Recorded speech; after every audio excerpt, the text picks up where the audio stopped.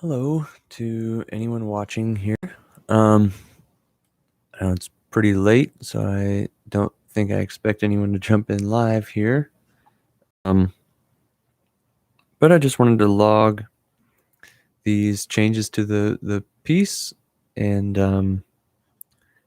give you a chance to jump in if you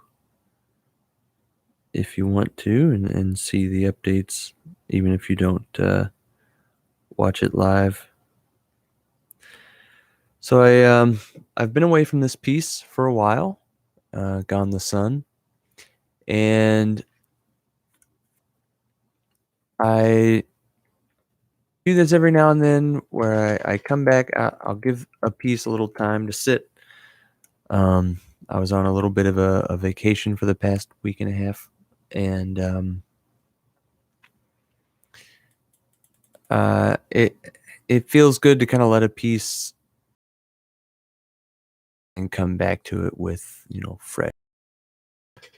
So yeah, here I am, to put fresh ears on it. I started listening a little bit before I brought you on board here, and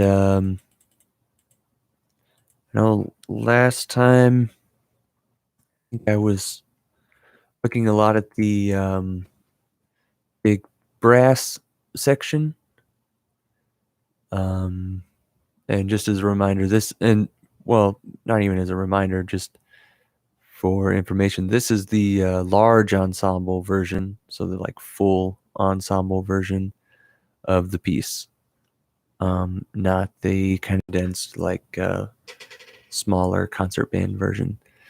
So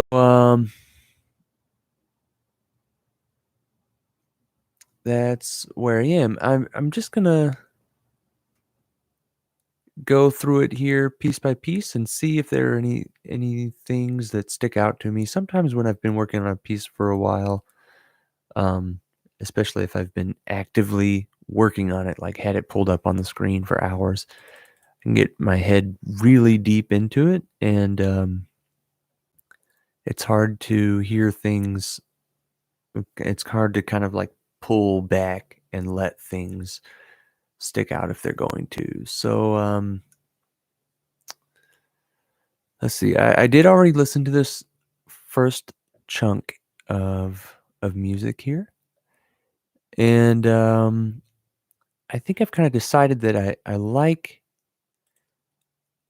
I want to take these winds out of this little part of the trill here. Um,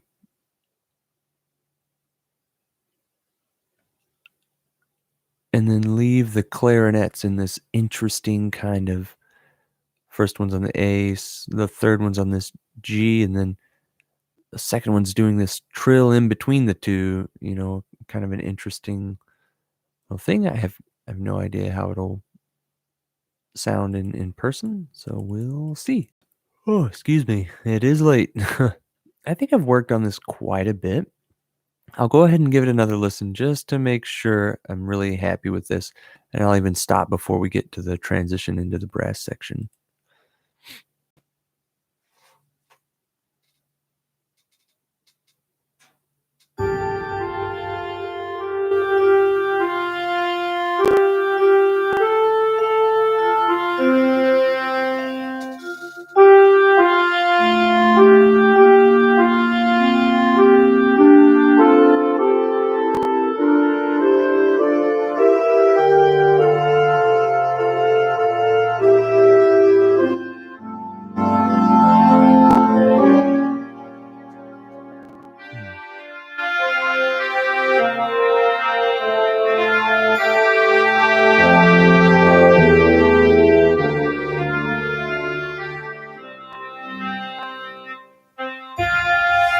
Okay. Really happy with a lot of, I'm very happy with it. I'm still just in love with the melody. I think it represents exactly what I want it to. The only thing I'm getting I'm a little bit worried about as I come back to this is having a nice strong melody here. Um,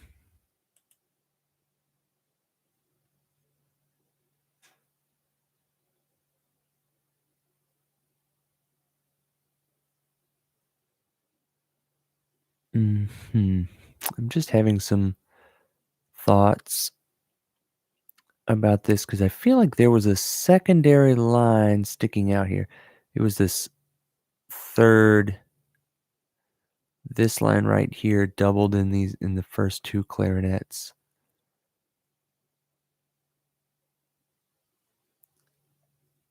And it seemed to stick out quite a bit. Um, I'll skip the leading up part. Let's go straight to that line.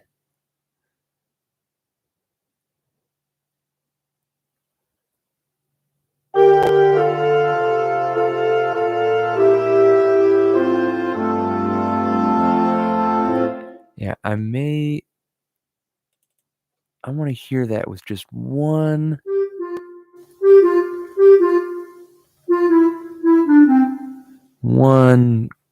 clarinet um, part on the harmony.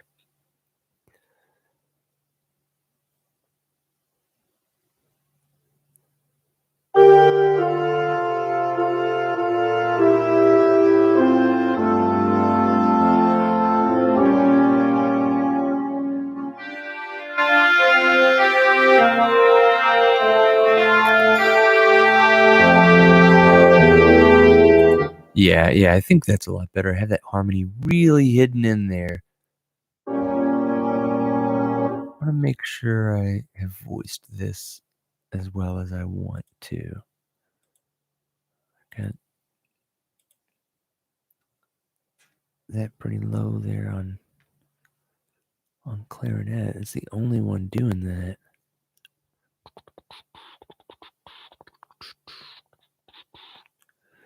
So we've got a G there. I think that clarinet's going to need a little bit more help. Natural, of course. I think that D flat can. I think that note's going to stick out. Let's.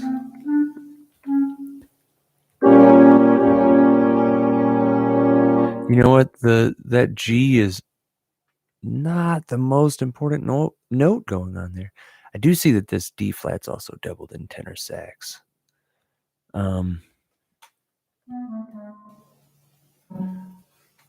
Clarinet doesn't really need is getting the help it needs. It's also doubled in trombone's got it here. F horn has it. I think it's gonna be okay. um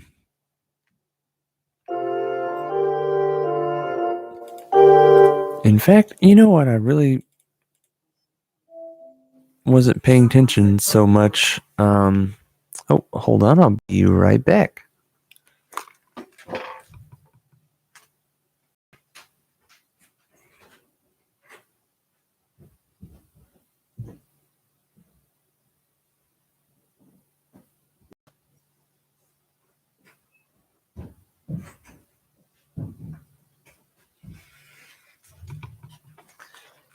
Okay, sorry about that. I am back.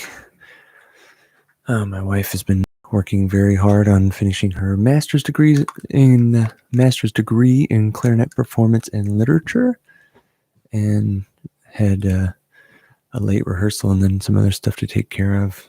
So both of us pulling late evenings here. So yeah, I see this tenor sax line, and actually I'm not so sure of it right now, how necessary it is. It's coming up here to double this clarinet harmony. So I think that's where I was hearing that harmony being so doubled there. And it's just literally doubling first clarinet.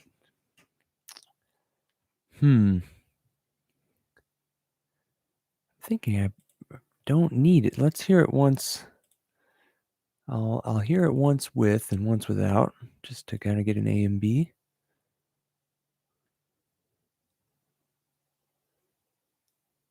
All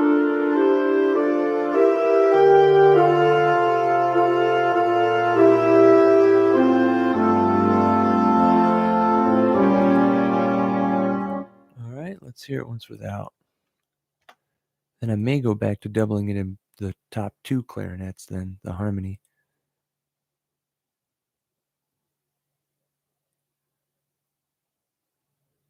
I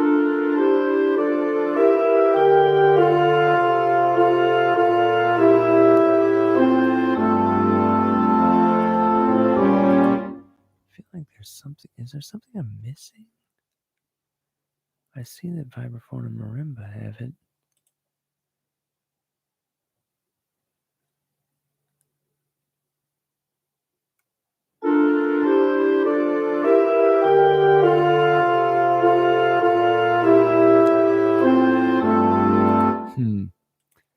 Feel like there's something.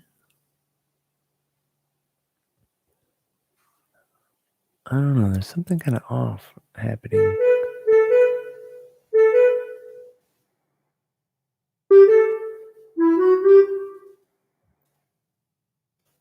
And then that clarinet needs to be on its own thing.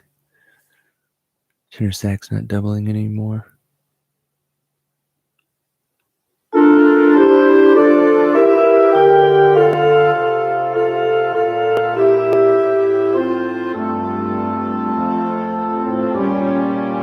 Yeah. Yeah, I think that sounds fantastic. We've got this, and I'm just remembering I better switch back to concert pitch before I mess it up. So we've got this G, the second clarinet kind of breaks off from this lead line here. We've got all these other instruments playing this D flat, so don't need much help from the clarinet. In fact, you know what? I mean, it's take that away from the woodwind texture, period, and let the brass come in with that D flat. Let's see how that sounds. I like that idea.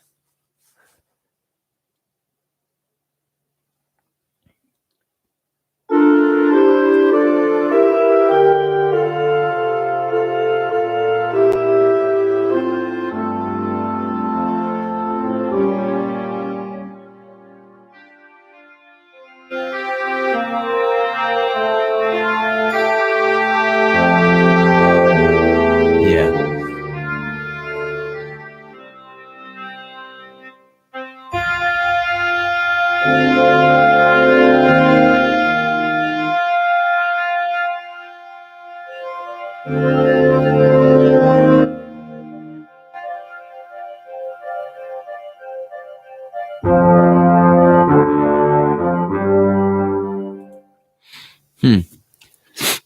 I'm going to do the same thing I did earlier. I'm going to take flute 1 off of this.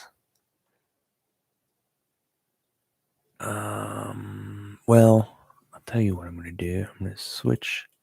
I'm going to have flute 1 do that trill from earlier.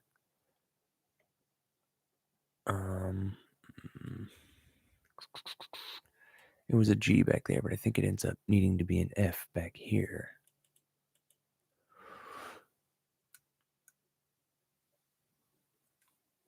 Well, let's see. I can check with the vibraphone and see what the vibraphone is trilling. So, yeah, vibraphone is trilling on an F. So, yeah, we can...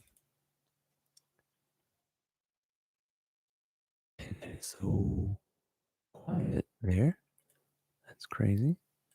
And this is this is one of these, right? Not a... No, because I think there's a shortcut that's T. Hold T and click. Boom. Trill. And then we'll just keep trilling. But I think they'll know that with it all tied together. In that case, don't really need clarinet 2 to be doing it, and then switch to this little thing. Don't need clarinet to be doing it either. So I could really have all of this being played by clarinets. I think that's a wonderful idea. Just contributes to more consistency. Ooh, but it does take them away right there. I think it's fine. That's just doubling flute 1. It can easily be doubled by flute 2, and then we can just swap the two. I don't see any reason not to do that, or to not do that, whatever it should be. So this can just be doubled right up, and yep, even follows the follows that perfectly. Third clarinet has that. Nice. All right. I'm going to check on this change and see how it sounds. I think it's going to be nice. Oh, oboe doesn't need to be just holding that F. I could have all three of these high winds. I think it's going to be a little heavy for the moment, though. Let's see.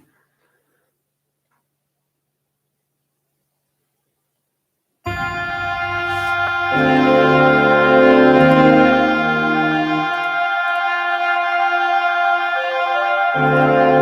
I think that may be a little heavy, especially oboe trilling.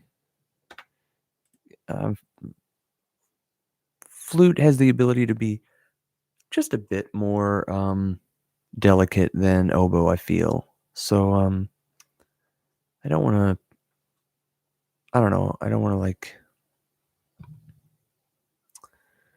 over do too much on that trill. I'm going to turn the sound up a little bit on this, so you're not having to crank your volume on your end.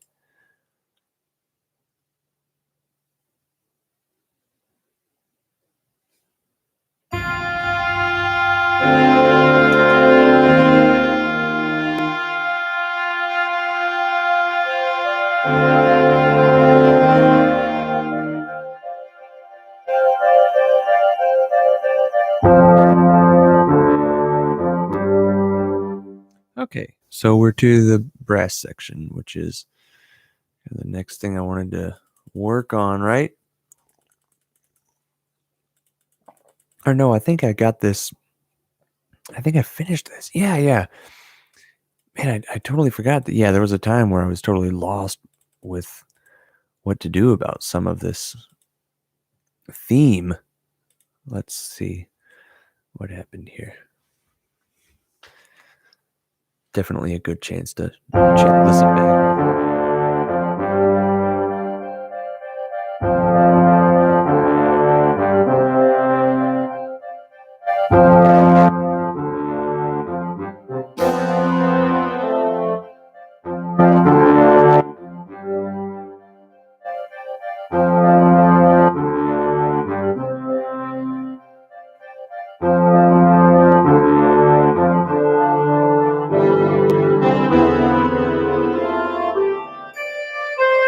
I think there's a big shift in tuba right here. I don't like tuba echoing this horn thing. I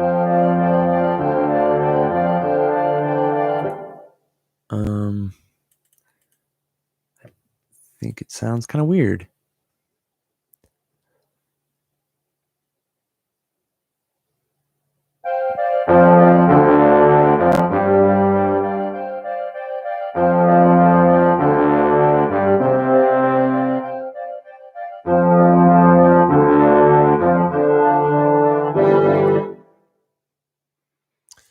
I think what would sound really nice is if I have tuba walk away from this baritone whole note. Let's check that. That is a little high for tuba.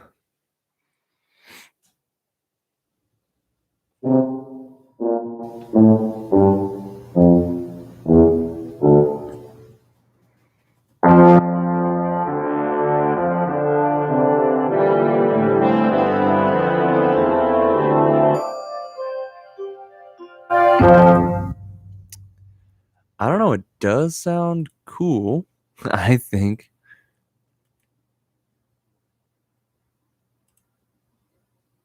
I could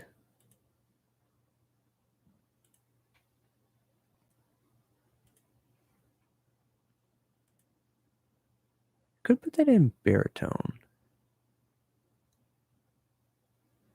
And then have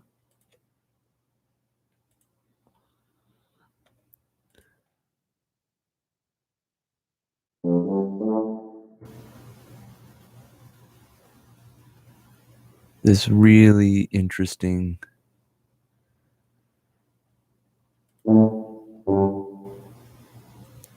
I think that's.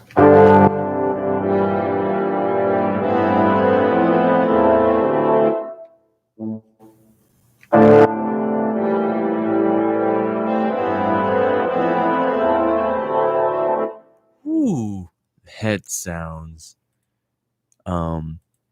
That sounds tasty. Let's see what we get.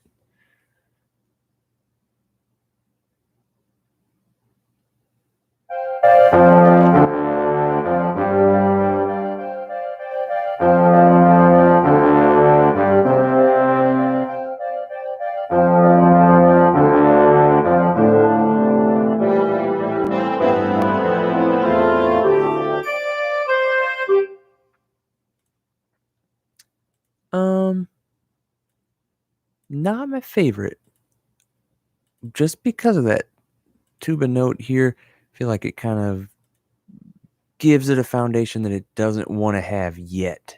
It wants to be like really uncertain, and putting the tuba right on that. I can't remember what I had it on. A, I think. Just really, yeah, on that A, just really goes here. Here it is. Like here are all the goods, and it doesn't really leave anything mysterious. I'm gonna try it without the bass note.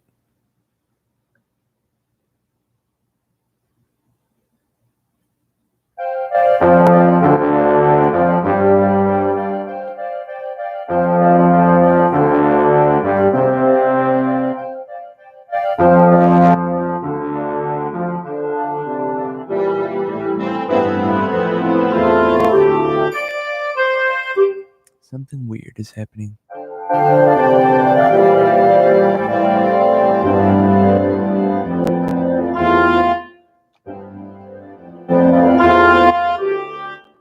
What it does to the volume in these instances, I will just never really understand.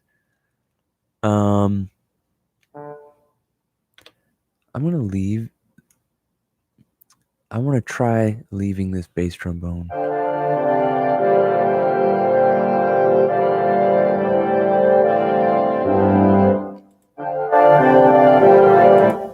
On that D.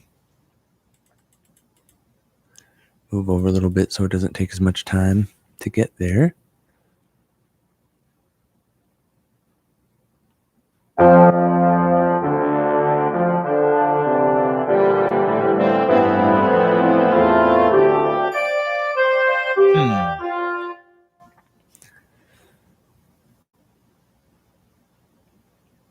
Hmm.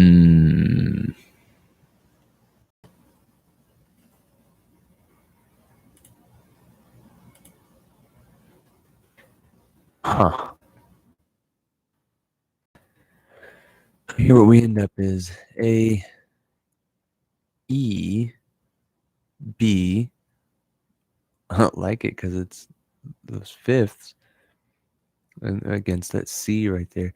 You know what? I want to leave that alone, actually. Of course, this A doesn't feel the most stable because tuba's walking away from it here, but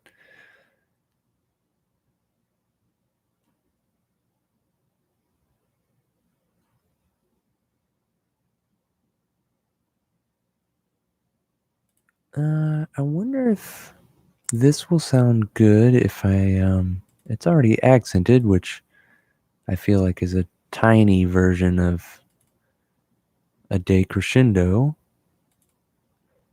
But I wonder what would happen if I threw a real decrescendo on here.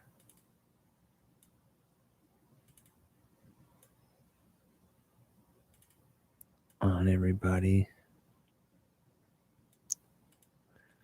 I don't. Yeah. Okay. Let's see. Make it a little.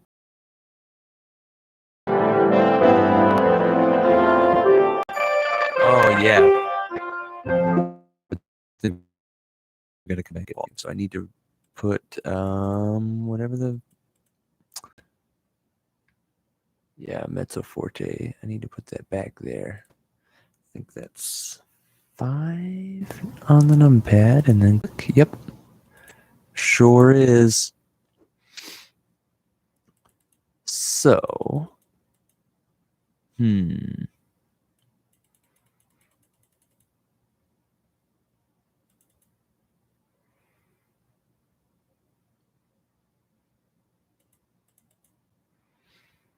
now I know that baritone can.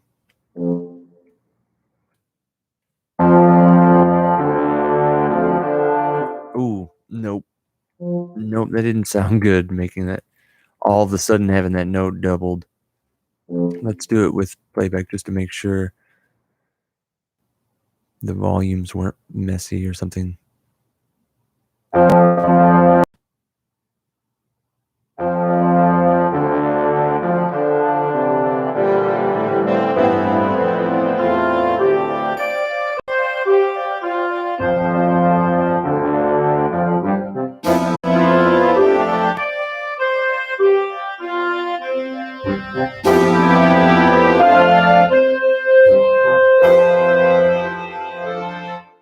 Okay. Now, this is the big spot where I thought timpani is going to be great here. That's really kind of why I added it.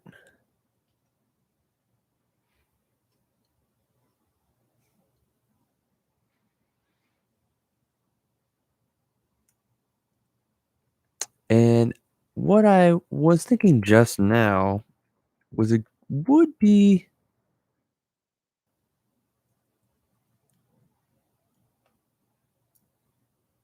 cool to have timpani.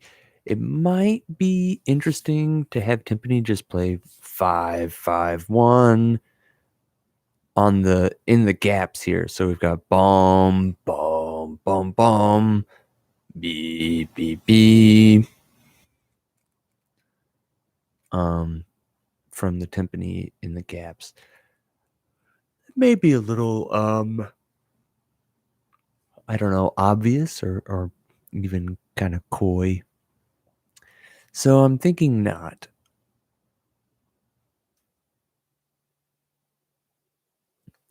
It could be, we could go boom, boom, boom, boom, and then have timpani go boom, boom, boom, boom, boom, boom, boom, boom, boom, beam, boom, bee. Or just have it go boom, boom, note. So we need a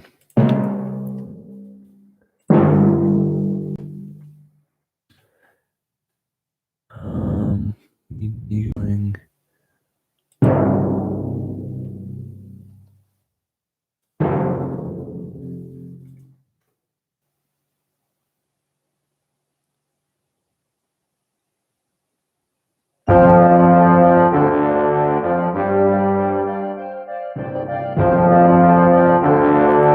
ooh, that sounds kind of cool.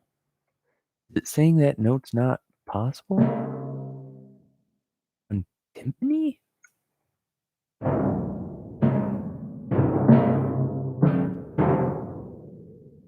I guess there's a chance it's not possible, but it seems like that C is, well, I don't know. It really depends on which set of timpani you have.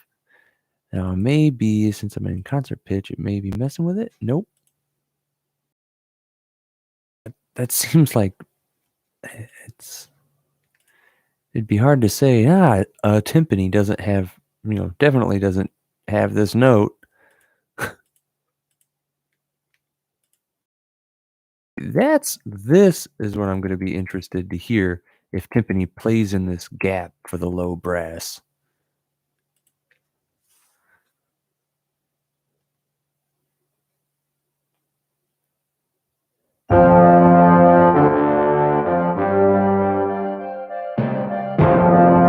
Oh, that sounds cool.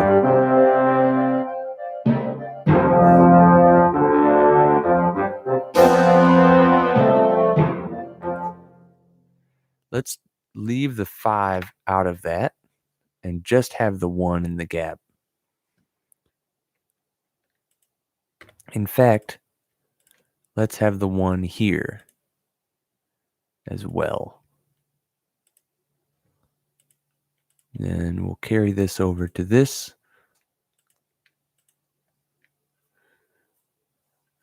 We could have it tuned to C.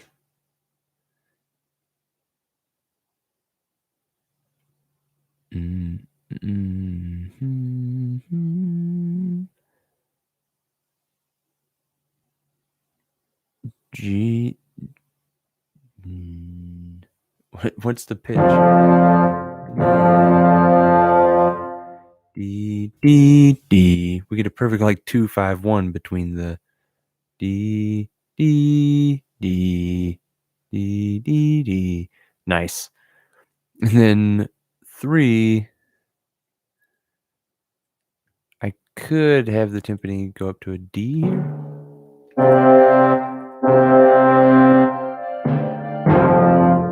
Ooh, that sounds cool.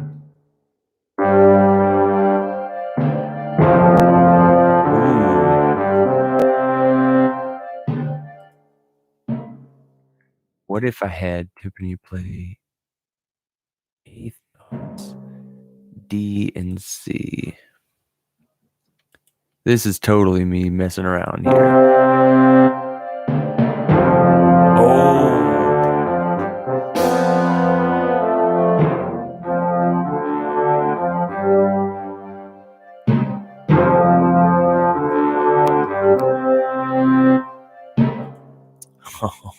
Oh, man, those 2 eighth notes really make the whole thing just like crazy. I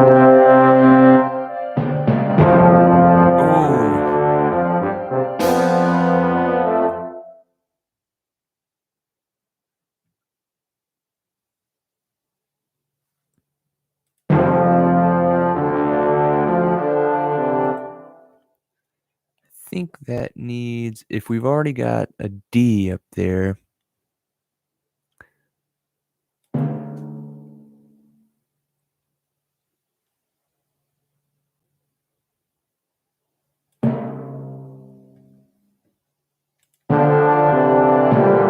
ooh, don't want that.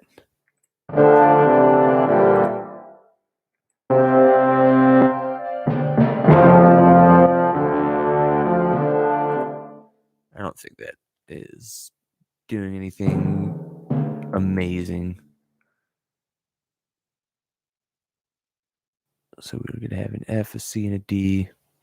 I think it'd be fine to have those 2 notes. Of course, I'm going to have to, go back to the timpani part and do a bunch of writing in and stuff for the timpanist.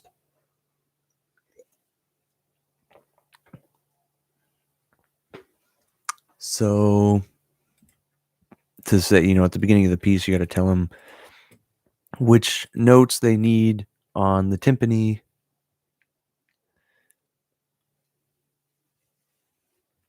and all of that.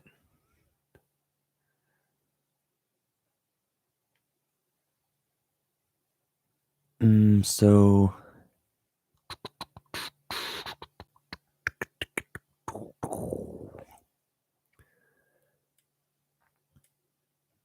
I think I'm gonna need these.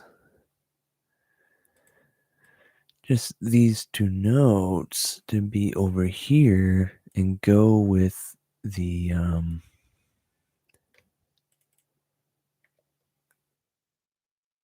rest of the ensemble here.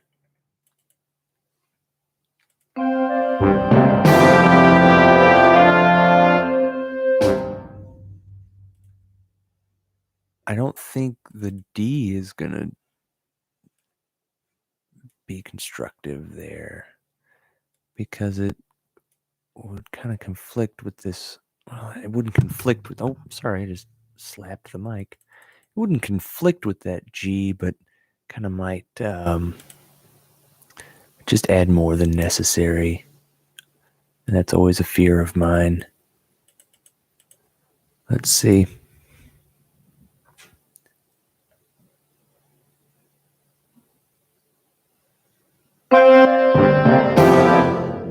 Yeah, it just doesn't need to happen. So I really don't want to force it to happen. So let's just keep the CF, and then it's going to be the same thing in the new. Yeah, in the new measure there.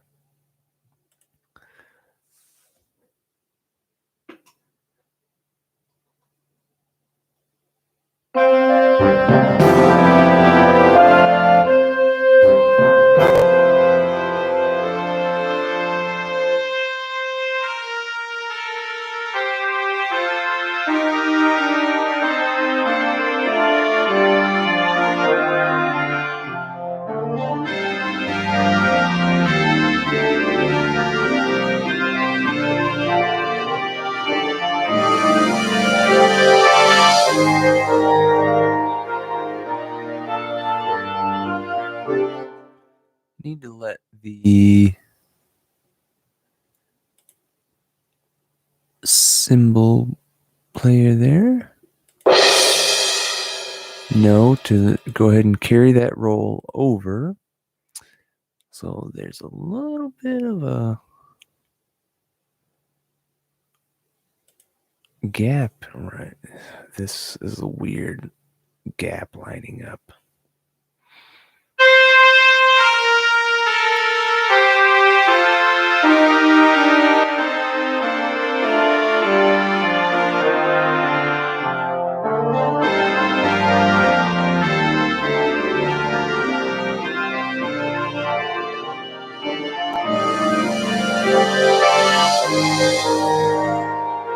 Yeah, that doesn't sound good to have that.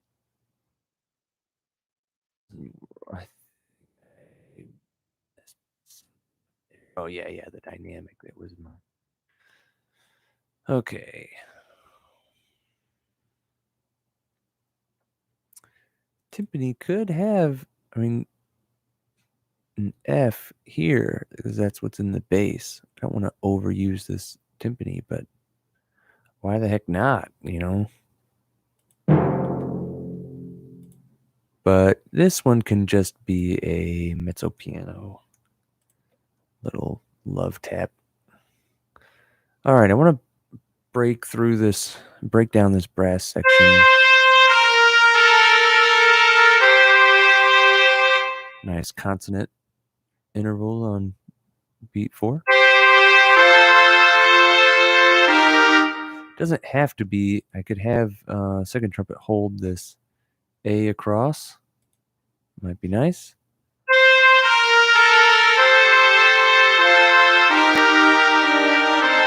Ooh, it really presents the mystery that's about to be happening. Maybe that may be a little loud.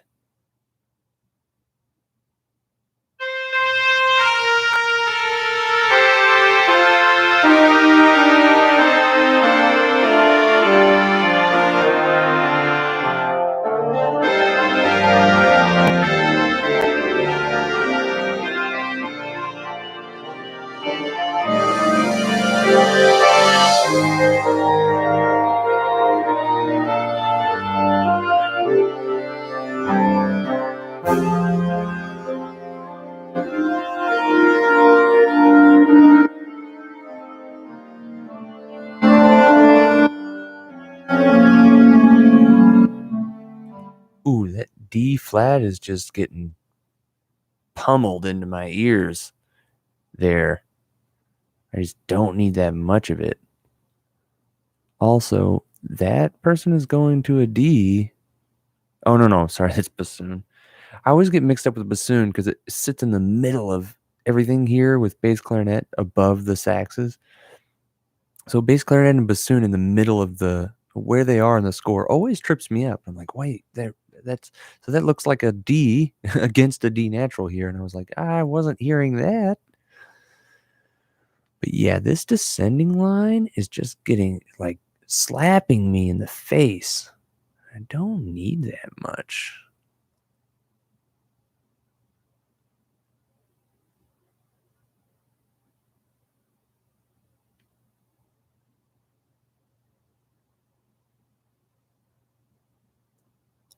So what can I do that'll be different?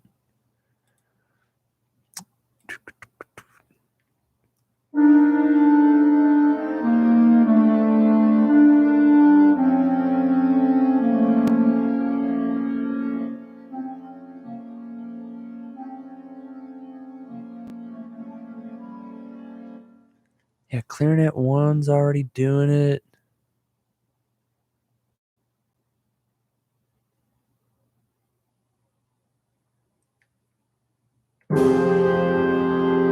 I'm gonna have to.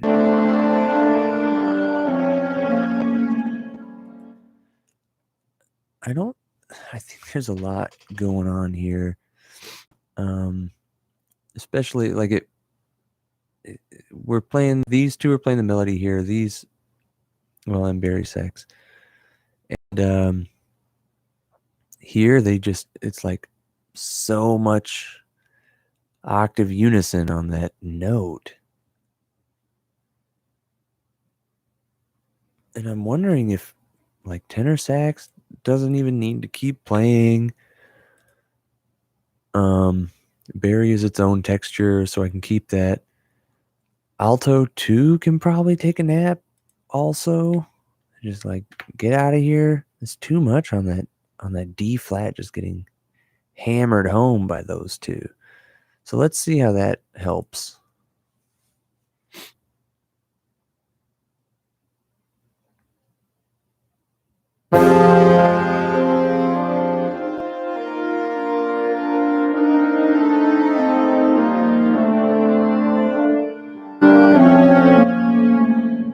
Yeah, that's way more subtle.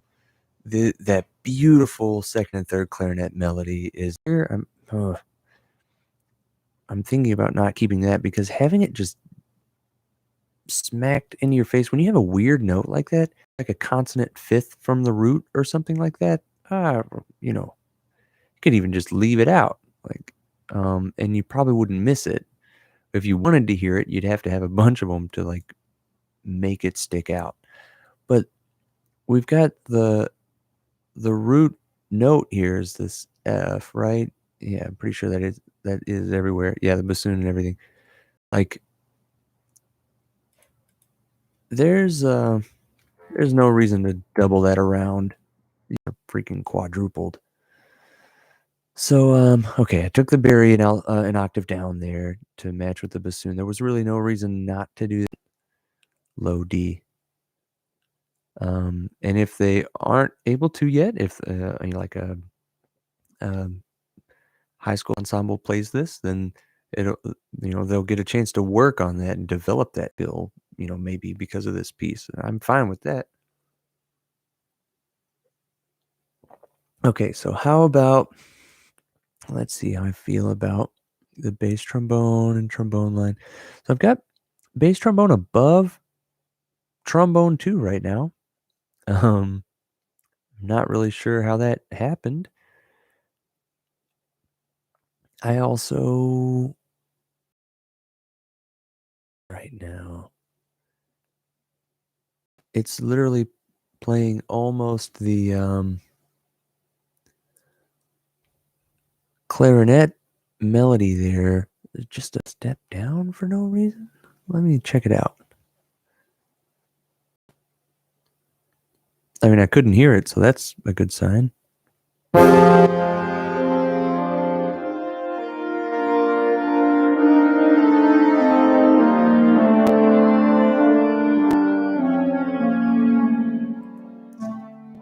If I want that to happen, I bet I can just have clarinet 3 play that. It doesn't seem like I need trombone 2 to do it.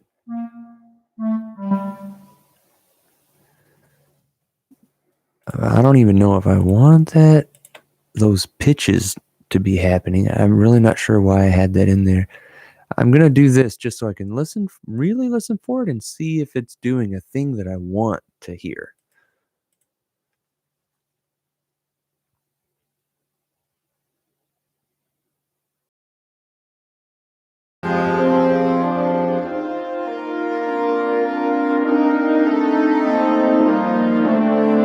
Yeah, see, those seconds going on, I don't think it's doing anything constructive to the melody. I mean, I'll give it to you as a little more hidden being on the second trombone part. I just don't find it necessary. Then what do we have here? A trombone 1, I guess, is rocking a G flat there. What is happening there?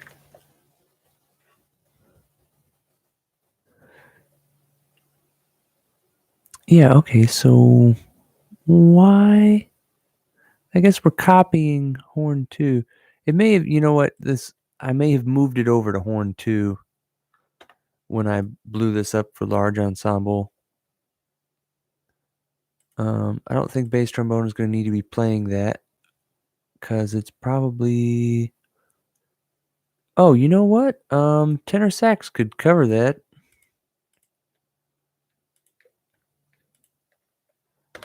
And then it would be that still in that nice woodwind texture. Kind of leave bass trombone not having to worry about blending with that texture. It's a little bit difficult to do. So let's see how this works.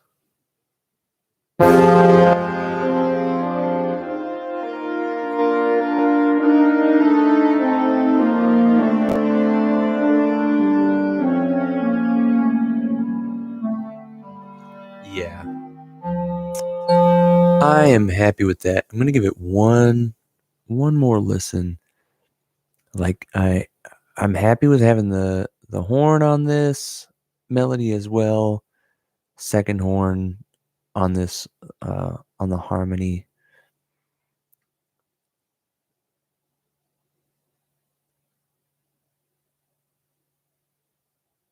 And it's got that descending line that breaks away from. Yeah. I think that's really nice. I could have had second alto continue doubling this horn line,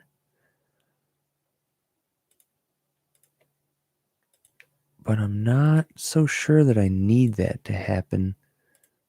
It's not the most important thing, and I don't know that horn 2 needs the help.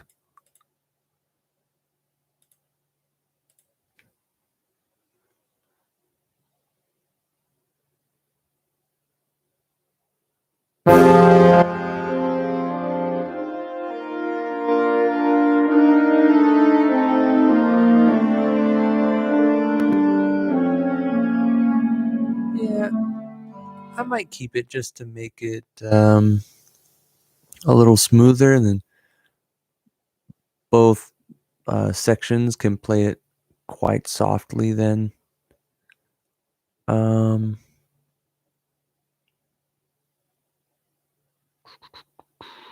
yeah, and that's a really easily soft register for alto sax because that's a middle C up there, then A, G, and E in the bottom of the horn. So yeah, I'm cool with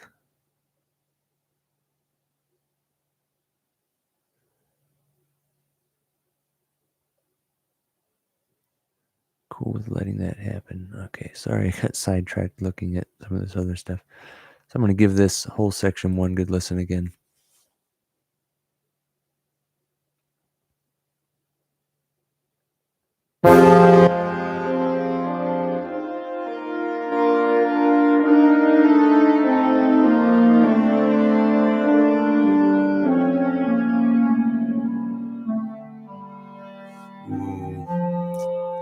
Somehow I feel like I went back to having an abrupt change right here.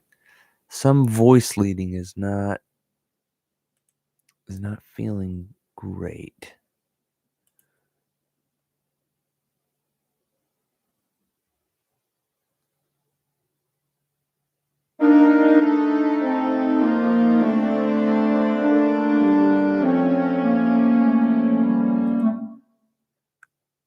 What's happening there?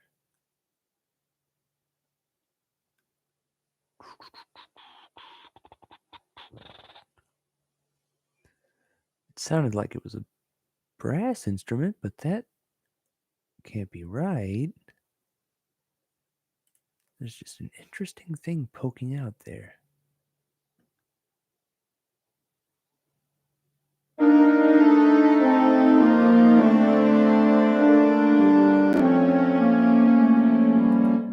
I think there's an instance where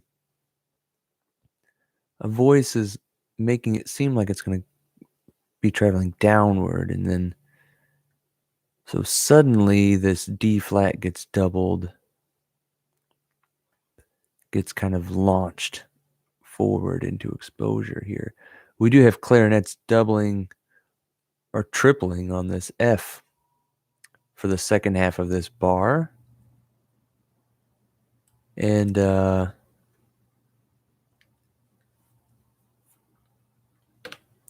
may be causing it, actually, because it could make that F stick out a lot more than it needs to, and then they transition, or I'm sorry, D. Like tripling that D, and then it's like not being tripled anymore. I'm gonna try taking one of the clarinets off of that D there. Keep them from doubling or tripling first clarinet.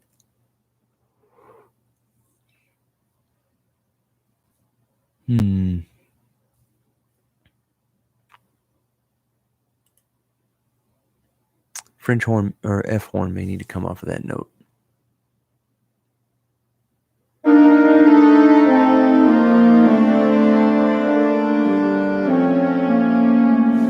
Oh, I see. Oh my gosh. See, this is such a human error. I see exactly what's happening now. First horn doesn't have a decrescendo. It's leaving that note just sticking out from all the rest. I bet this will fix it right here. All that freaking out for nothing.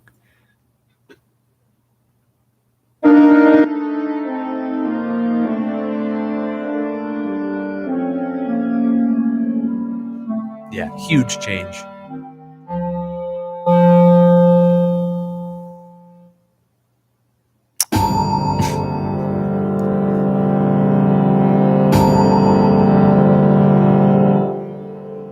There's firing party. And then we get taps sounding in the correct key now. It wasn't in B flat before. I kind of fixed it last time. But I've got the same thing going on where I've just got a million instruments playing this. Really don't need that much. And in fact, probably shouldn't have that much because they will cover up a trumpet playing taps. Just a single trumpeter sounding taps. So I think I can go with that much. It will not take much to get that point across, especially since that melody opened the piece. Just won't take that much to get this melody happening. And it's in the gaps here, like everything about it.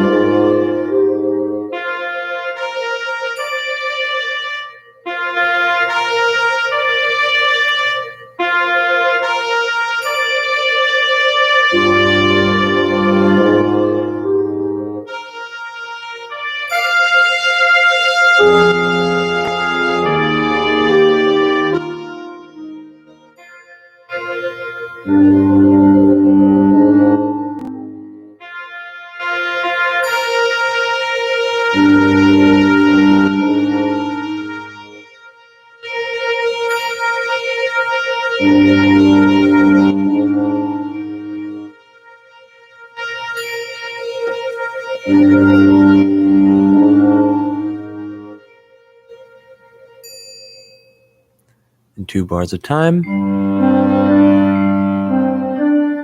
All right, here we go.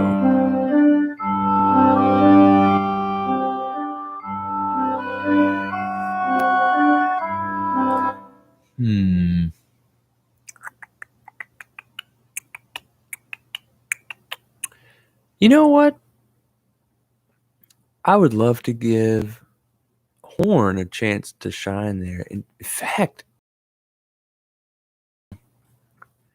really just don't want oboe to get hidden underneath everything going on here. I definitely want to keep everything going on here. Oh, it's just very high for shoot.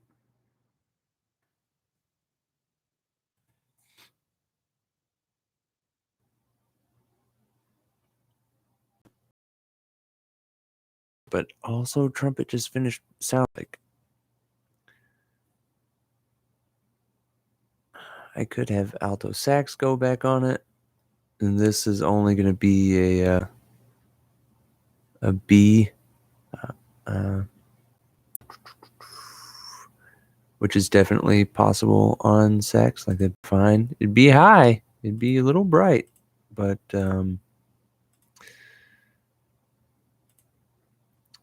at the very least, I could have saxophone.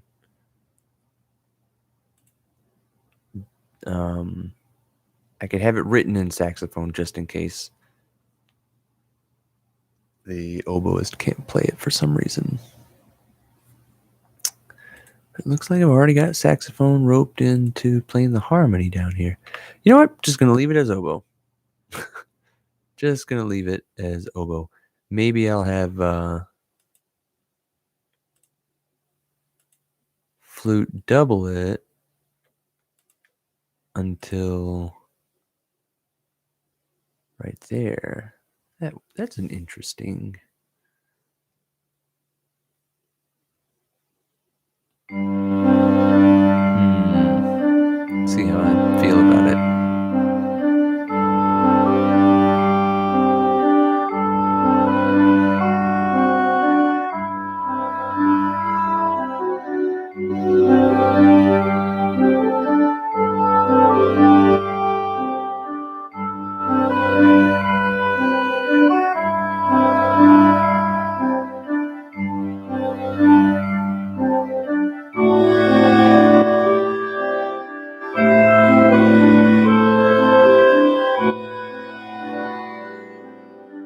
Then oboe's going to be bright enough up there to do it on its own.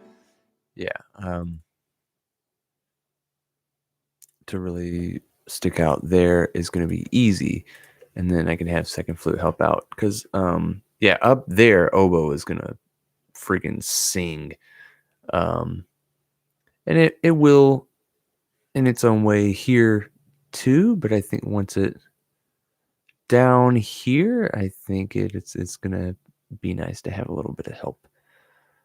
And the texture I think will be nice. It'll be more a little bit more sparkly with flute added, but so I'm pointing at the screen with my fingers. That doesn't help you very much. It'll be a little more sparkly with flute added down in this register here, kind of in the middle of the oboe, and even working towards the bottom of the oboe a tiny bit. And then up here, the oboe is going to be nice and clear and come out just fine. And then when we are sort of wrapping it up, the flute can come back in to add a little bit of shimmer again. I probably could have not the flute on here, but I like the consistency. I'll keep it.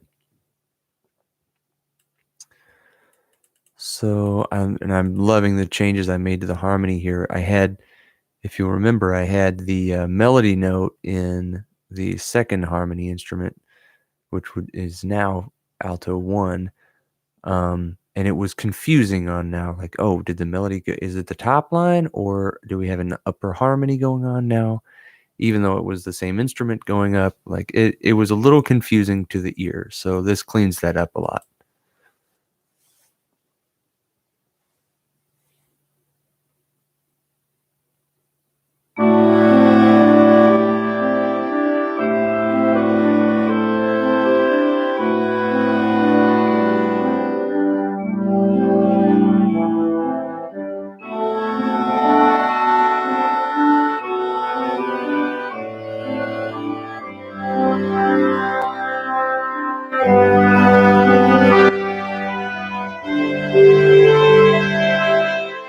Huh. Yeah. I want this to happen in second clarinet or first clarinet as well. Oh, I'm gonna have to split first and second sax here. What I can do here is wonderful. So I can select all of this, and then I can choose what I select, I think. So I can use filter. Oh, shoot. I have to edit the filter first. Edit filter. Woo! Man. So let's see.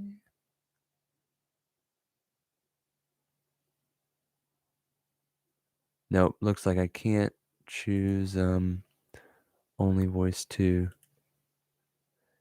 No, there's a way to do that. There is a way. Oh, there we go. So copy the contents of layer 2 into layer 1.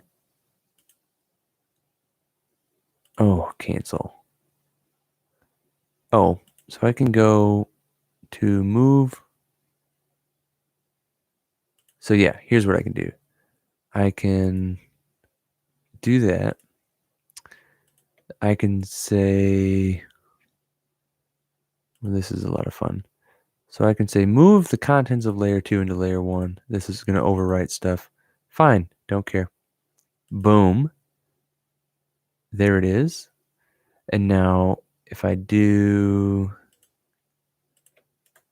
this, I can do a little, let's see, clear selected items.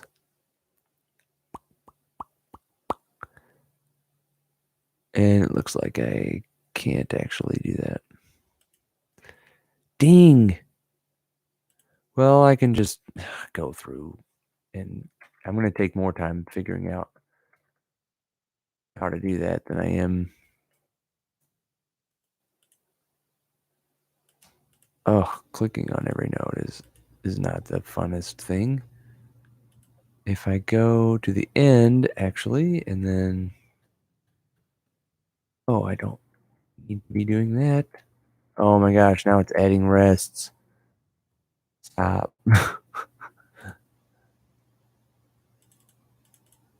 Come on. Okay, I'm just going to do this.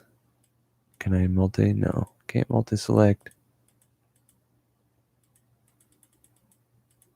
The good news is if I accidentally click a layer 1 node, it won't do anything. Boom. Okay.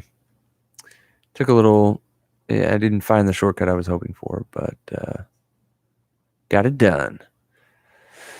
So let's listen to this transition. I want to make sure I get this right because we're setting up a huge section here.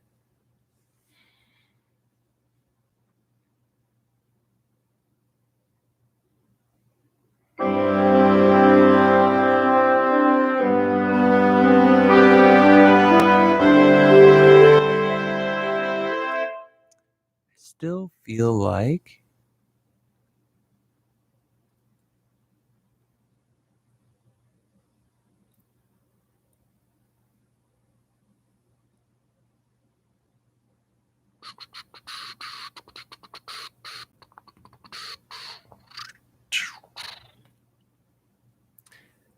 One of the that's going to be pretty low for trumpet. So I don't know how helpful it'll be. Trumpet down there can be pretty squirrely.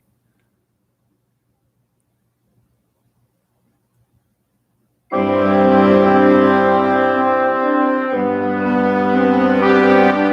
know what? I'm not going to do that because horn already has it down there.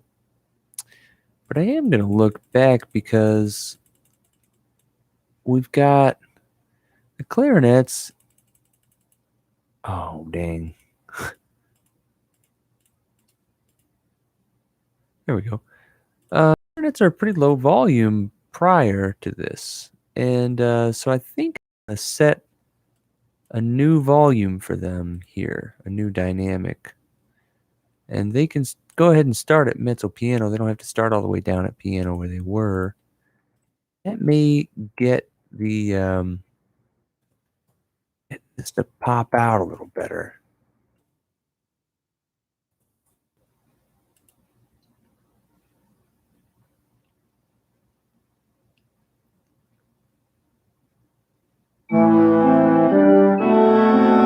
That was an interesting thing.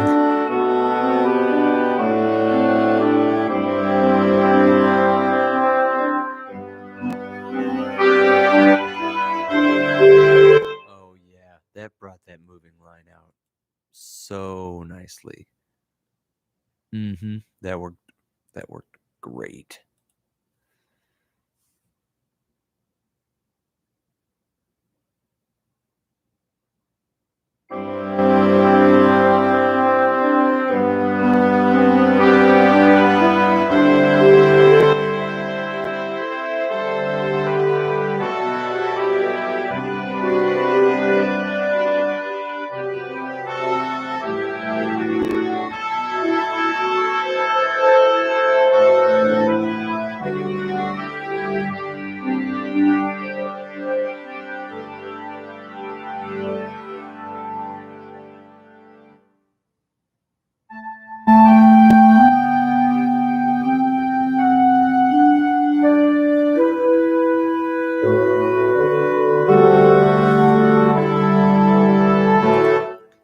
So I could have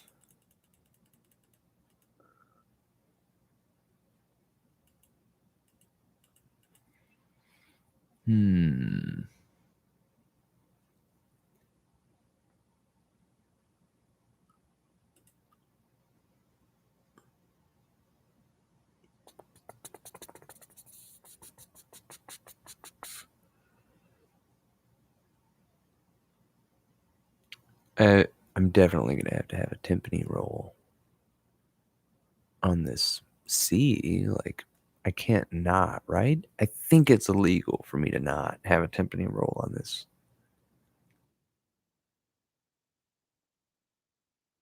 It's humongous chord. So let's do it. Apparently it has to be that one because that one's too low.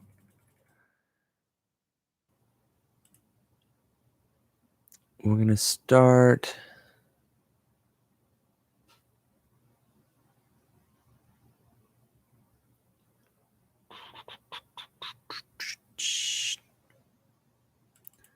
I mean, we're going to just need to end up at fortissimo.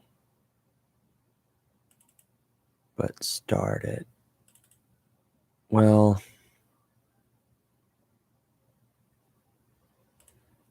I'd like the timpani to kind of sneak in here. Putting a lot of information on one note. Oh, I need to add a roll to that. Duh. I think that's on here. Yeah. Of course.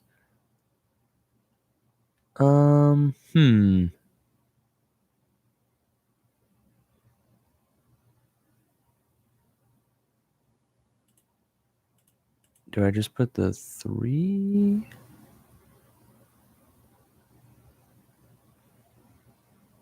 Or the 1? Let's see. I'm going to see if Sammy Nestico's The Complete Arranger has some examples of timpani roll. I know there's like a percussion chapter.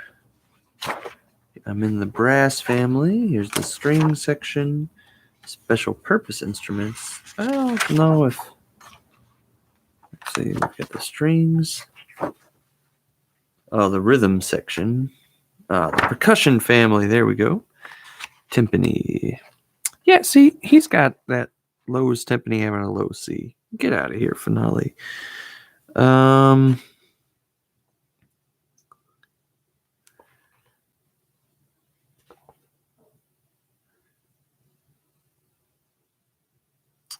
Yeah, it doesn't say exactly how to put a roll on there. So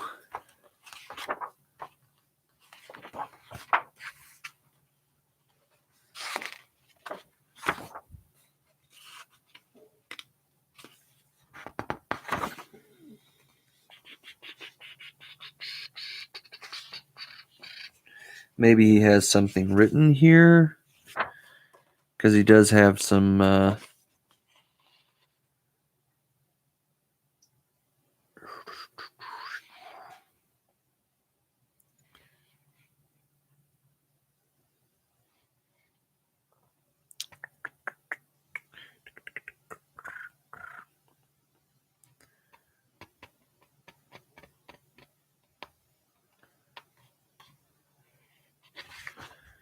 nope. Okay.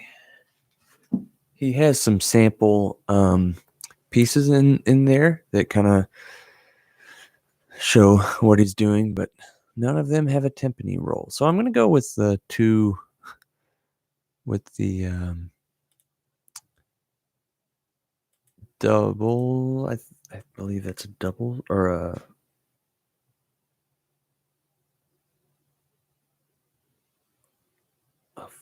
4-stroke roll. I can't remember. So it's a 5-stroke roll. I think that's what that symbol actually means. You know what? I'm gonna go with the,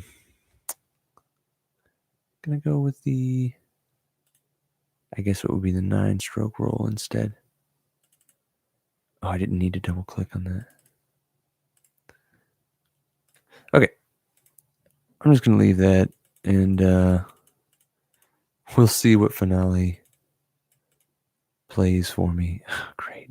Oh, perfect. It ended up landing in the right spot. That's nice.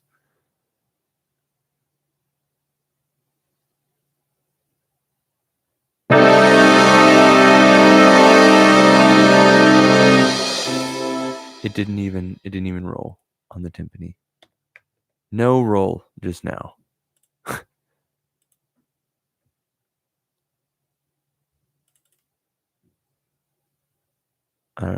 It's almost not worth worrying about what it's going to do with that. I'm going to edit the voicing of this chord. Yeah,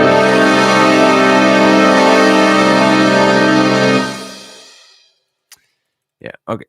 I am going to edit the voicing of that chord because it's such a powerful chord, but I just hear ha, ha coming from the freaking trumpet there because I feel like it's being doubled a million times somewhere else. So I want to lean up this chord a little bit. And then I also have several other instruments to add. So let's start at the beginning.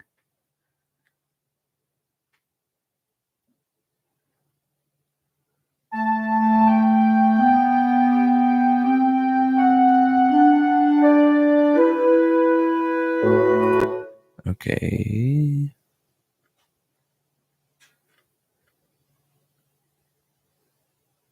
don't feel like that's fitting here.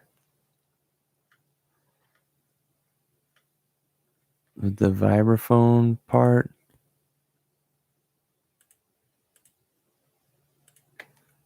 Doesn't really matter either.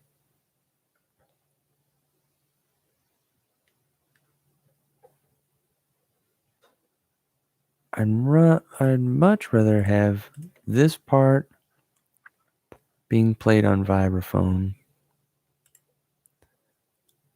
And then marimba can play this. Well, some marimbas have a lower range than others. Oops.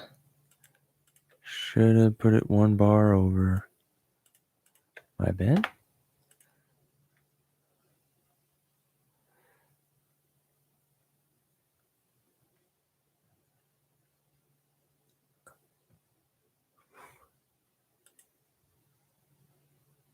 And then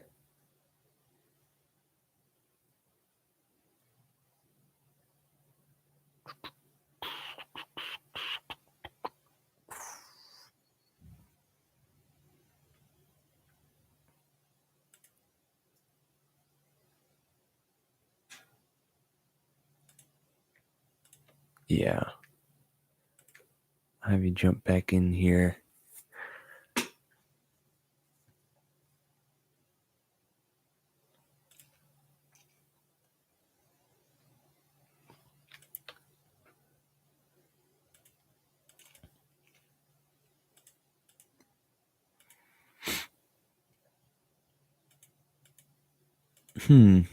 My articulation tool is being kind of weird right now.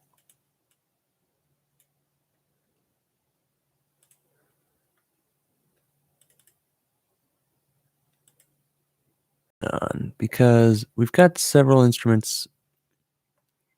We've got some doubling happening.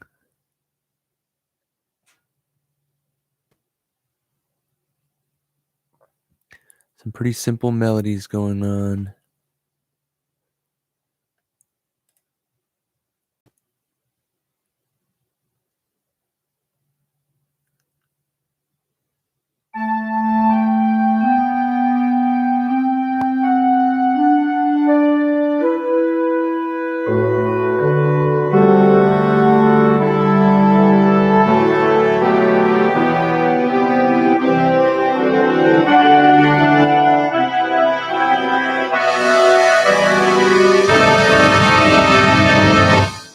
Oh, shit. That is big. Okay. Need to edit the sorry for the language there. Oh my gosh, I didn't even realize it. Yeah, definitely need to revisit what's happening. Okay. So we've got A, E flat, D. So this is this chord is really interesting, I think. In the key, you can see we've got a C in the bass chord. In the key, it's a kind of 4 chord because we've got the C in the bass, and it's not an inversion. So it's a 4 chord. It's a 4 minor chord. You can tell because we've got a flat third, or lowered third, E flat, and then we've got a G. I think I left the G out because it's not really necessary. Yep. Sure did. Okay. So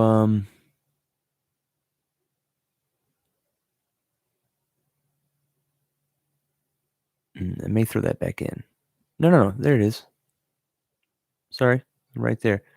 And there should be another one. Well, maybe that's what the problem is.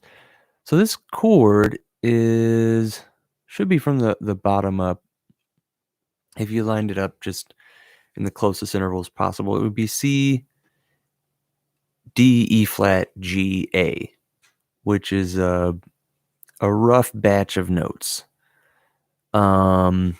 I can open it up. Let's see. Oh, I don't have my keyboard turned on. I can open up the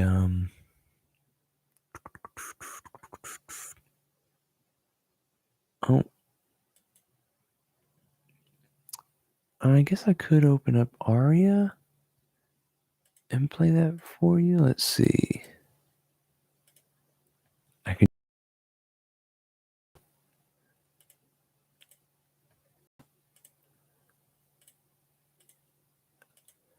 I think once I set this up, I'll be able to play it for you.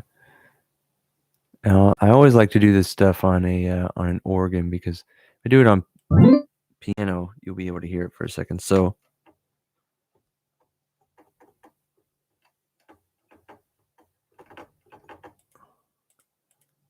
I think I turned the keyboard on here, but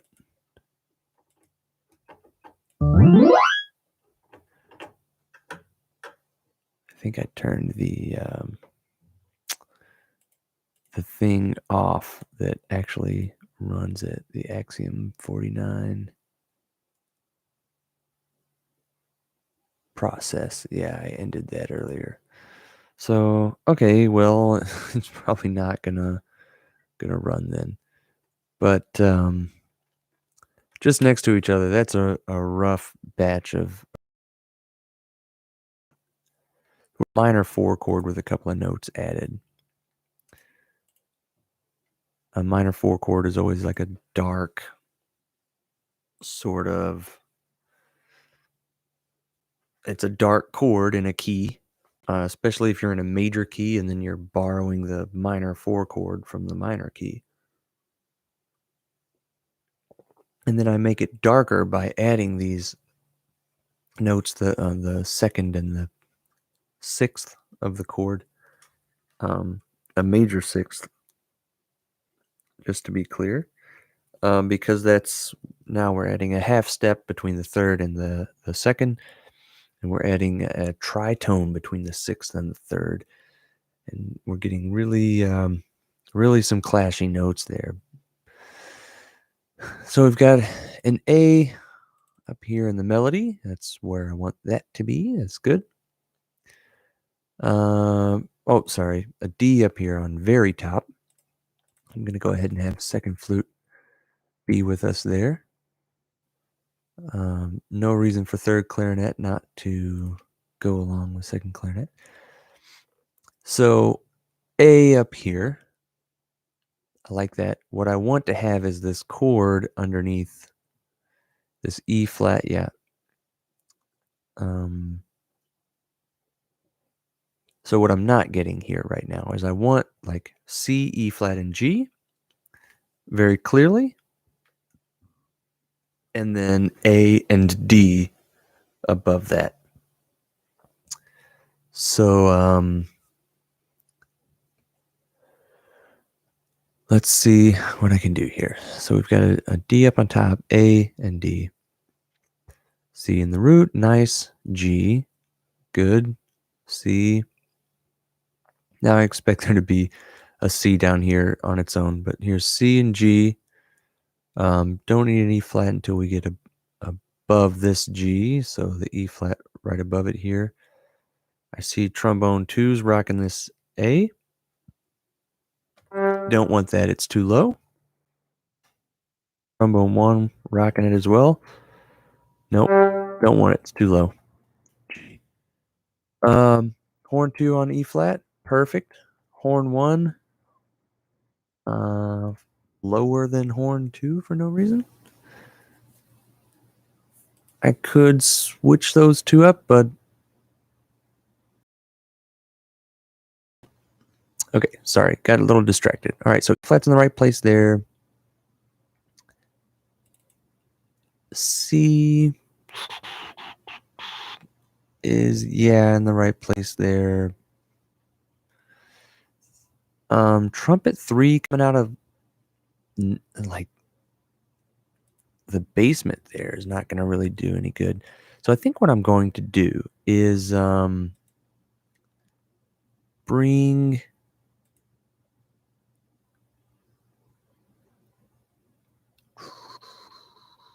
think I'd like both horns to be doing this, first of all, because I think I have a lot of, I have a lot of copies of that trumpet part. So I'd like both horns to be doing that. Oh my gosh, I hate that. I think just changing those two A's to G's are going to help a lot of stuff here. So we've got the G there, horn on these C's. Not the coolest thing. Trumpet 3 coming out of the basement. I mean, it is trumpet 3. Trumpet 2 copying the horn line. Yeah, that'll be fine. It's not that necessary. We've got 2 horns, or hopefully 4. Or I kind of just like as many horns as I can find. Cool. So good. E flat where it's supposed to be. E flat where it's supposed to be. Alto 1, just taking a break, doing nothing here. Bassoon as well. So we're definitely going to add some bassoonness here. Clarinets are going to be coming out of the basement. That's the only thing about this. If I added alto sax in the middle of one of these lines, it wouldn't really help anybody. It's like they're all coming out of low dark registers and into brighter registers. So really nobody needs help except the melody here. It's really kind of high for alto. And then having this D down here, honestly, won't hurt very much, because having that second next to the E flat here is not going to do much.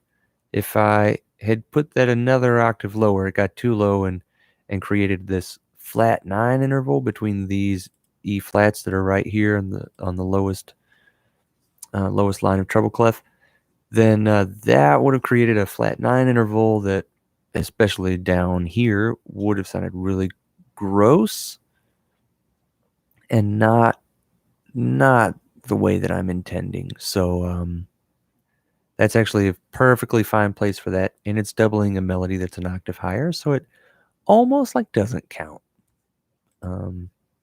Yeah. So I've revoiced all of this now. Right? Yeah, we've got all these A's, E flats. Okay, let's hear how it sounds now. Wait, bassoon. Yeah, you're on a C. Okay. I think bassoon can even jump. Yeah. Or bass clarinet can too. Oh, well, it has to have a low, because that's going to be a low D. It has to have a low D attachment. I think that's on some clarinet, bass clarinets.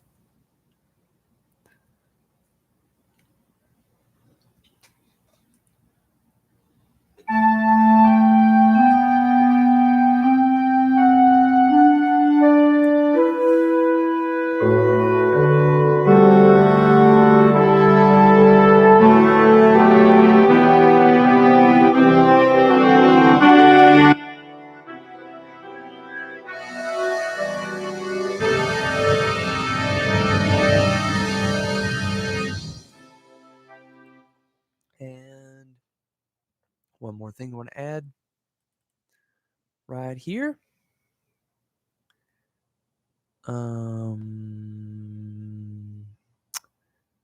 Where are you?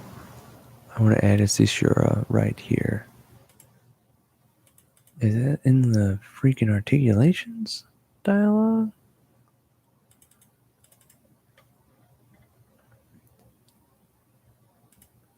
I think it is for some reason.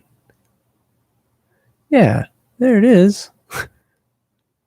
I would have to select every one of these pitches over here.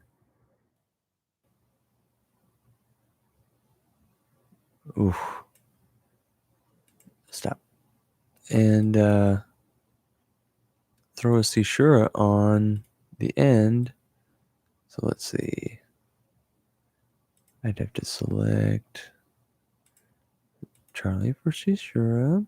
Include notes that continue. Let's see if it'll freaking do it. No, I have to manually click on every one of them. Oh, I can hold C and drag the cursor, I think. Boom! Love it. And then that gets rid of all that nonsense with it trying to select the fermata instead of adding a Cishura. Did I get all the way down to tuba? Looks like it. It's not the best Cishura marking I've ever seen. In fact, that's kind of weird that it's just happening like right after the note like that. And did it even get onto these?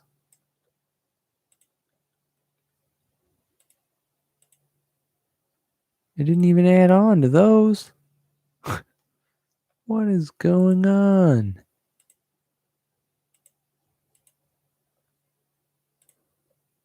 Okay. Didn't add to alto 1 either. What are you doing? Oh. Yeah. Didn't get added on to alto 1. What the heck?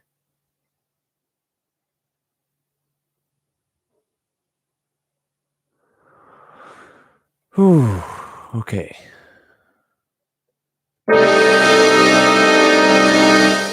Much happier with that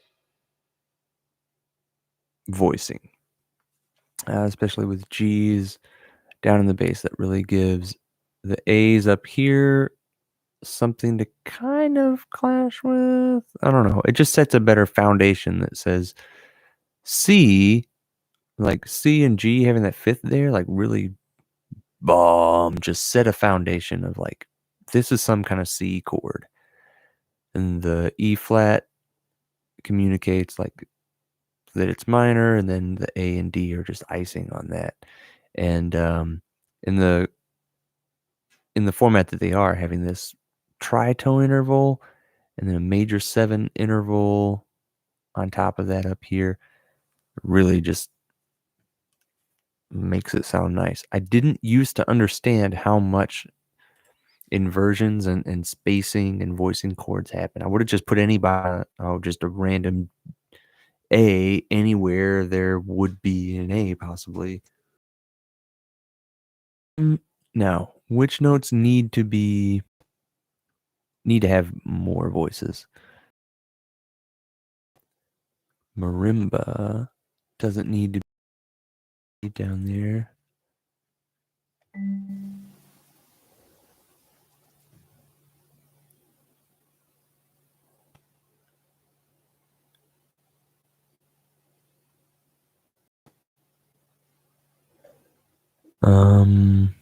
Don't want to have a question killing it on this. I'm wondering if it's rolling this bass drum pitch as well on this cymbal.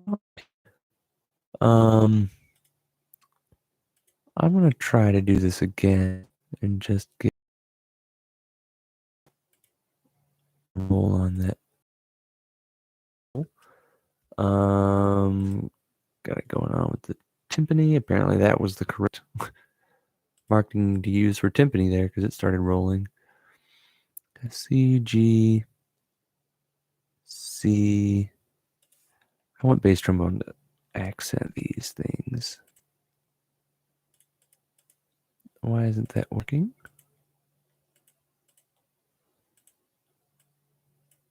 Huh. I really wonder why that isn't working.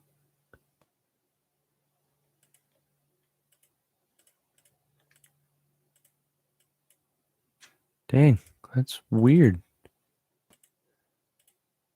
Finale's being really picky with me right now about this, about these articulations. Added them on that one.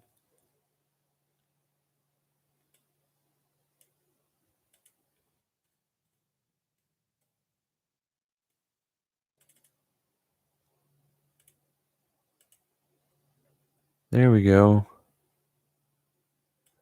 You know what? Maybe I What on earth is going on?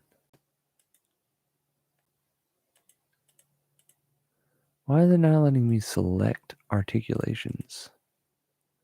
There we go. Wonder if I turned something weird off. Yeah, a lot of bari saxes have a low A, so that's possible, but what is that line? Because it's like in harmony with.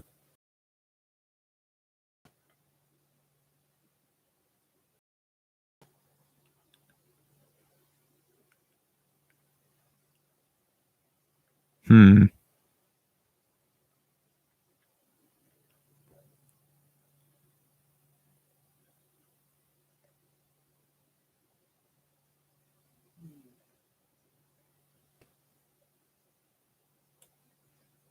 And bassoon can kind of pick it up from there, I guess. I mean, if we got it down there, let's go ahead and use it. I freaking love bassoon. Okay. And we can get this down here. That is. Yeah, that was really probably clashing with them. What on earth?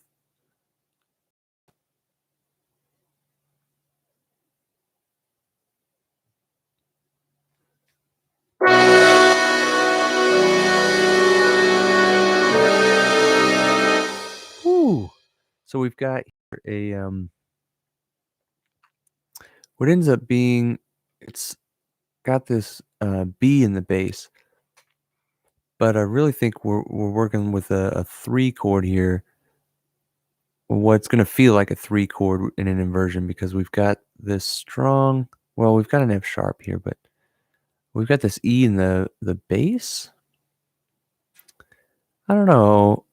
It could be. I think it's probably going to feel like some kind of B diminished triad, really.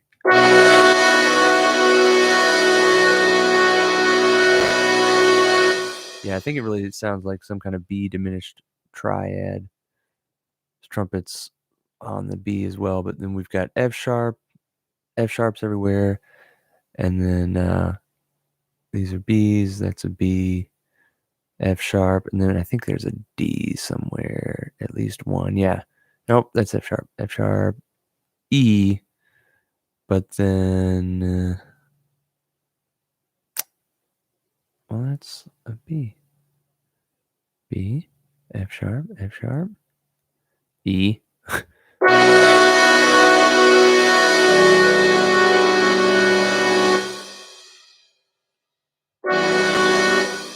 Yeah, that movement there up to, we were on E's and F sharps, and now some of the F sharps are going up to a G. Some of the F sharps are going some of the E's are going down to a D. So that inverts, like it changes the chord over its root. So I feel like I can make this from this chord here to that C chord. Oh, sorry, we're in the key of G. So I should have said over B. Yeah, over B, that is a 3 chord, but it's with no fifth. It's got a fourth instead. So it's got a minor third and a fourth. Except there's no minor third because apparently there's no D anywhere. So it's just suspended. A 3 sus4 chord. Huh. And then it resolves on beat 4. So let me do a little looking at this. Because I'm thinking about how badly I want to keep it this way. I think I want to go ahead and put an E there, because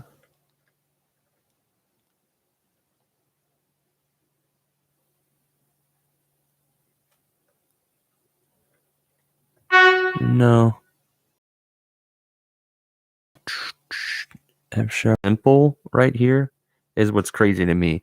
It's so simple. It's just a triad. Well, it's a sus4 chord, but it's still only 3 notes. Then in 4, so 3 notes. Then it gets a little more complicated, or a little more complex, I should say.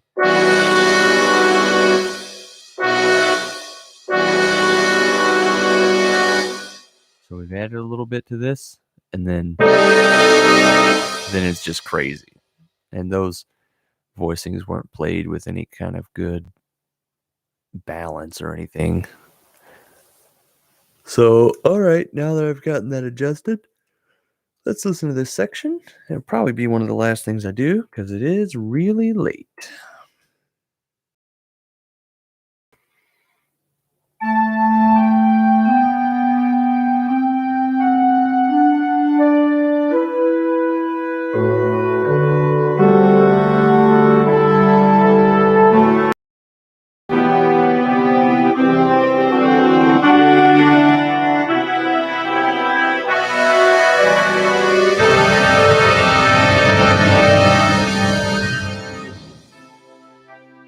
Didn't play the Cicero.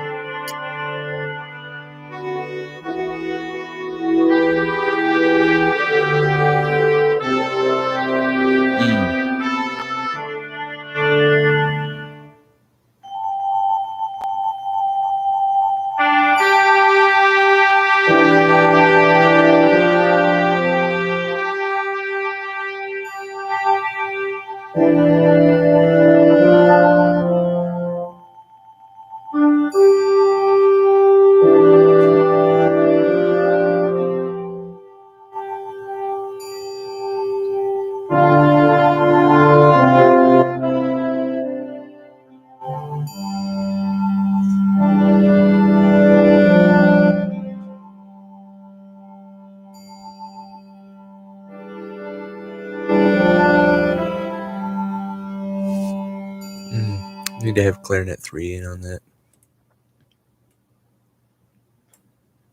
Oh, maybe not.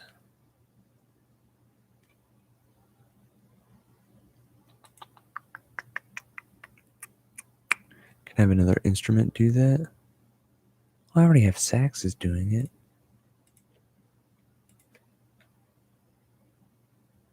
Just add alto 2. Get clarinet out of there.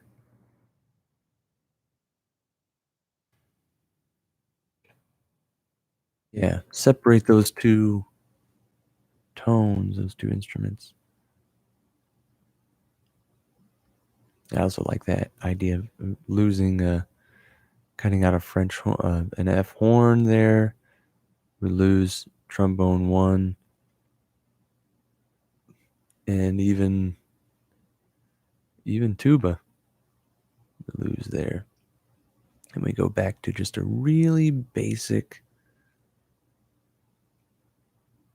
version of this again.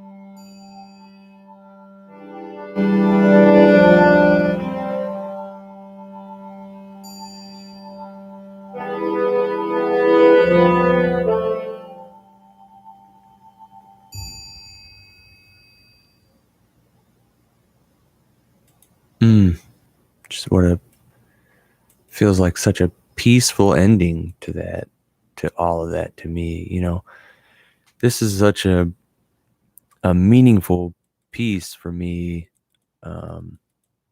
and I hope to like spread its just spread it to everyone else because it's such a huge thing. These are huge moments. This I've said it before. This section in 3 is supposed to be when the flag of the deceased is being folded. Um, Kind of a like interesting thing, a lot of activity. You get these little themes popping up in between, coming back from before. When the flag is being folded, it takes a little bit of time, and it's easy for people probably to get kind of distracted and have a wandering thought or two. Boo-doo-dee-da, boo-doo-dee-da, boo-doo-dee-da. And then, down here, the military beep, bomb, bomb, bomb. Like, oh man, those guys look really cool. Their uniforms look awesome, and they really know what they're doing. I kind of get distracted from what's happening. It looks good through some ceremonial movements and everything, and the team member who folded the flag hands it off to the detail leader, and the detail leader kind of checks it off, takes it, and sends the STM on his or her way. Things are getting I hate doing that. Things are getting kind of hectic, and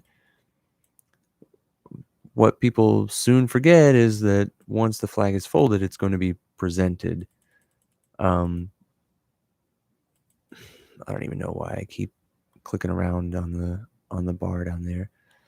The flag is going to be presented then, and it's this huge, scary moment, kind of between that soldier and that family member, because it's emotional, and it's the first time. You have that whole time the team is kind of disconnected from the family doing their thing up in front of them, and then this moment, that person's going to make a connection with this person who lost their, you know a really important person to them, and we're going to make a connection here. And it starts out kind of calm, and it's kind of recapping all these things, but it it comes out to this tumultuous chord because um it seems like, oh, okay, this thing is over. I got the thing, it makes it all right. Like, it seems like it's going to be the kind of close of everything's kind of going to decrescendo there. And but really that moment is the most emotional, and I feel like people don't, nobody's ever like prepared for it really, to receive that. So yeah, that's why kind of this starts out this peaceful melody, like, oh, okay, because you've got that person there just like, oh yeah, that's right, I'm gonna get the flag now. um Often they don't know we're gonna say anything, so they kind of receive the flag, and then we start talking to them. That's a big turn, that's a big change. Often they kind of start getting emotional then when we even just start talking, because it's like, oh my gosh, you're gonna say something, kind of holding it together until that started to happen. So we start talking, we say the speech, and then we stand up and present arms kind of over the flag. It's not to anyone in particular. Um, but we like salute the flag like kind of one last time as part of the ending of the ceremony there. And that's this huge moment. And then we turn and walk away and wait for the family to leave the graveside. And everything's just kind of left. I don't know, like the service ends, and then everybody leaves. Everybody starts to leave the graveside, and at the end, the cemetery is just left there, with everything that just happened. All the immense gravity of everything just happened, everything that just happened is just hanging in the air, um, in the silence there. So that's really, the folding of the flag has these big bright moments where there's a lot of sound happening. Of course, there's the military theme back here. This big military theme, and seems like maybe that's going to have been the biggest moment. No, um, it's not really. It's right here when the person receives that flag. They've got it in their hands. They've been told the speech, and like that's the biggest one. And it's not over till that happens. So that's why it's kind of this surprise. It's sort of intense toward the end, not come down from that energy. Um, it's a lot like here, and then the place just becomes empty again. And that's how it goes. That's how it really goes. Um, so yeah, that's why this section, this just 8 bars, because it's also probably the part of the service that takes the shortest amount of time. The speech is not very long. It's a sentence.